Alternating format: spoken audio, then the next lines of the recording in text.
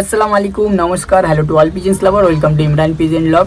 আজকে আমি দ্বিতীয় পর্ব এই জন্য করছি যে ভালো পায়রা আপনারা কিভাবে চিনবেন। কম থেকে কম সময়ের মধ্যে আপনাদেরকে ভালো পায়রা আমি চেনা শিখিয়ে দেবো। অবশ্যই কম টাকায় কম পয়সায় পায়রা কিনবেন আর ভালো পায়রা আমার ভিডিও দেখে চেনা শিখে নেন। আমি প্রথম পর্বে দেখিয়েছিলাম যে হেডশেপ, ভালো পায়রার একটা হেডশেপ হয়, সেই হেডশেপগুলো কী কী রকম হয়। যারা দেখেননি, নতুন যারা এসছেন ভিউয়ার্স, তারা গিয়ে আমার ডিসক্রিপশানে লিঙ্ক আছে, সেই ভিডিওটা দেখবেন।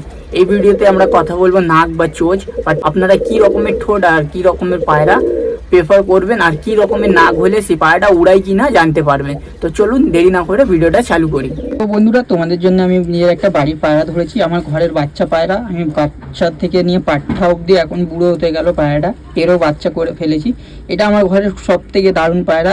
এর উড়ান হিসাবে আমি যদি আপনাদেরকে বলি যে আমি কোনো নর্মাল খাবার আর নর্মাল যেটা ট্রিটমেন্ট হয় সেটা নিয়ে আমি এই পায়রা 8 ঘন্টা উড়িয়েছি। এটা একটা সবুজ ঘরের পায়রা, মেচিয়া সবুজ ঘরের। তো আমি এর নাকটা দেখাই। এই ধরনের যদি আপনারা নাক দেখেন আর যে ধরনের আমি হেডশেপ বলেছি সেই ধরনের যদি হেডশেপ থাকে, অবশ্যই সেই পায়রা আপনারা নিতে পারবেন। তো আমি নাকের ব্যাপারে বলছিলাম যে নাকটা কীরকম হবে। নাকটা দেখবেন শুধু একদম সাদা, যত হতে পারে নাকটা সাদা হবে। আর নাকের ওপরে যে নোকের আঁচড় মারার দাগ হয় না, সেই রকমের আঁচড় মারার দাগ হবে। ভিডিওটা ভালো লাগলে লাইক, কমেন্ট, শেয়ার করে দেবেন। চ্যানেলটাকে সাবস্ক্রাইব করে নেবেন ভালো পায়রা চেনার জন্য।